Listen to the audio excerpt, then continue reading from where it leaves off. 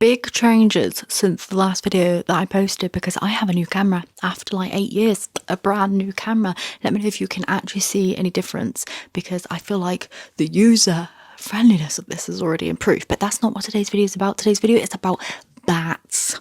Bats, my friends. I've been making bats. I know, it's September, but October is just around the corner, and in order to make these bats, we need some time.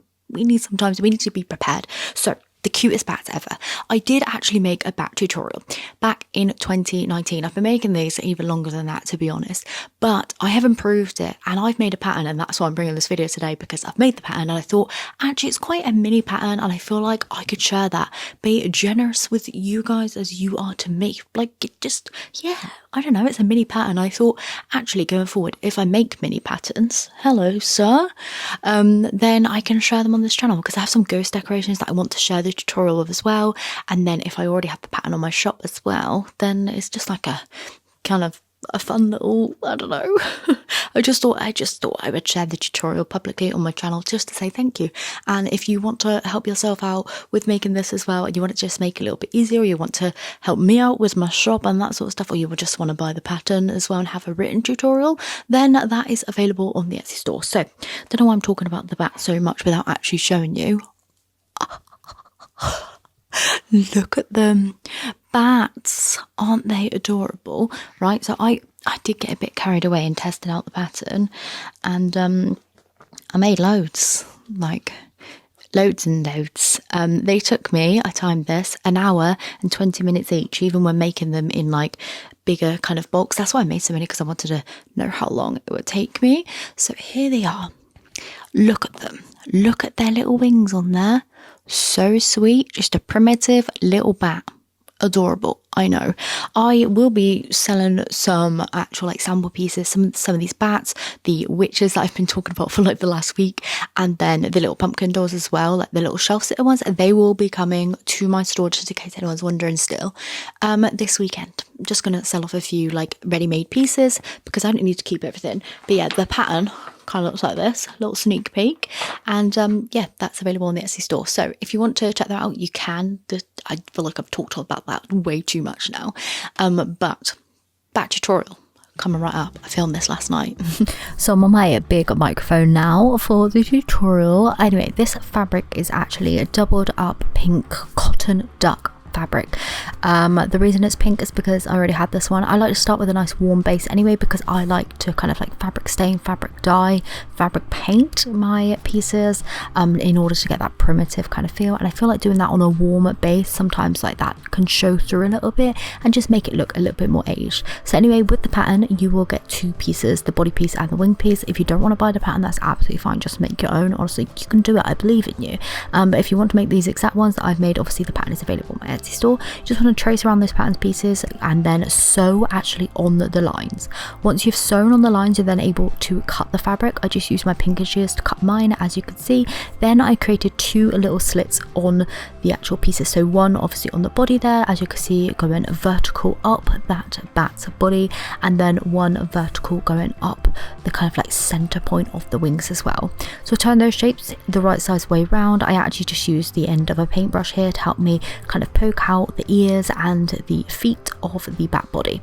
As you can see there with the wings, again, when I do cut that shape, or not shape, when I do cut the little hole, the little slit, I do kind of pinch together the fabric so that I'm not cutting that back piece and just doing that one.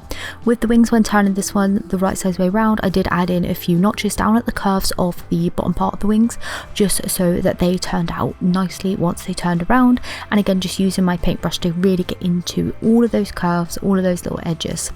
Once I had turned them the right size way around, both pieces, I then lightly stuffed them. With the wings, I didn't kind of like seal up that cut edge, just because sometimes you feel like you need a little bit more extra stuff in, sometimes you want to take some out after top stitching. So as you can see here with my sewing machine, I'm just going over and top stitching over the whole entirety around the piece, just around the edges, to give that little kind of like extra touch to the bat wings. Then I created little lines going up from each of those curves just upwards to create the extra detail on the bat wings. I did this 4 times in total. These these are actually marked out on the pattern pieces. If you do have the pattern, like I've already drawn those on for you just to show where those should be. Once that was done, however, I just went back over to my desk, cut off any excess threads that were on there, and then just sewed up that opening.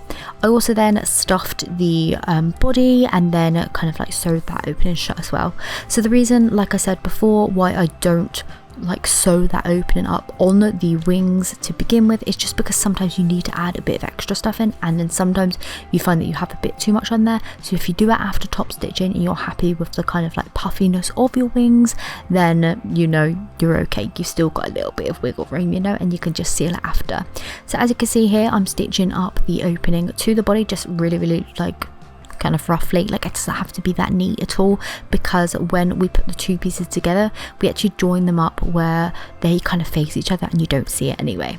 So like I said, for mine, I actually colour mine, and I did it in the pink because I had the pink, but I usually do this in the same rust colour that I make my pumpkin toys out of.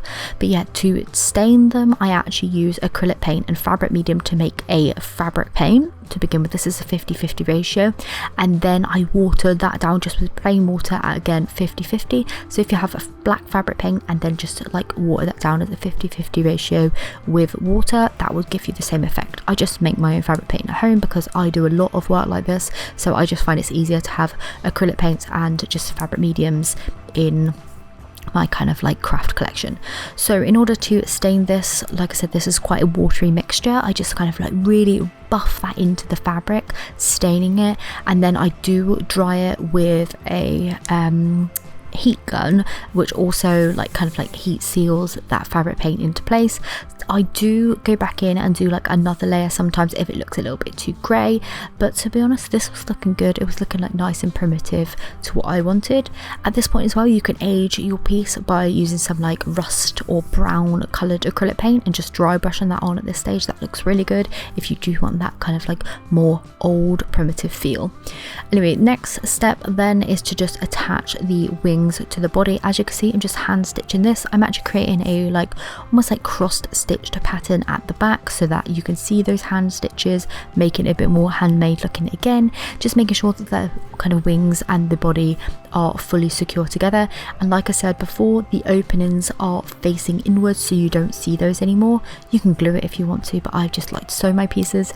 Then the two final touches is adding the eyes on. I just sewed these on. These are 4mm glass round beads. Just sew them on with the dark brown thread, and then with the same dark brown thread I actually just sewed on a little twine loop at the point where the kind of like wings meet the body so that they do hang upright and don't stoop forward. If you put it on top of the head, then the wings are too heavy and it just like leans a funny way, but doing it here, it balances just right. So that's where I kind of sew on that little twine loop. Okay, there's the tutorial little part done. What did you think? Did you enjoy it? Are you going to make your own bats? Let me know. Here's the thing. I don't know what to be posting on my channel. I don't know whether I'm supposed to be keeping on doing tutorials like this or like vloggy style ones. I don't know. We're going to make it together, but I do want to hear from you. Let me know what type of videos you want to see. Like, do you want to see like tutorials like this? Do you want to see like me making things as I go, like more like vloggy style? Because I'm happy to do that as well. Or do you want to see different types of videos? My last video was a shopping one and I did not enjoy it. I'm probably going to privatize that one as well because like my vibes were not in it, like my energy. I'm watching it back, I'm like, whoa, what an energy sap. Like, I hate that. So yeah, if you have any particular videos you want to see from me, then just ask away because I would actually love to hear from you. But yeah, until next time, I'm gonna go. Hopefully you enjoyed seeing the bats, making your own bats, maybe buying a bat pattern, I don't know. But yeah, that's all I got for today. Thank you so much for watching and I'll see you very soon for another one. Bye.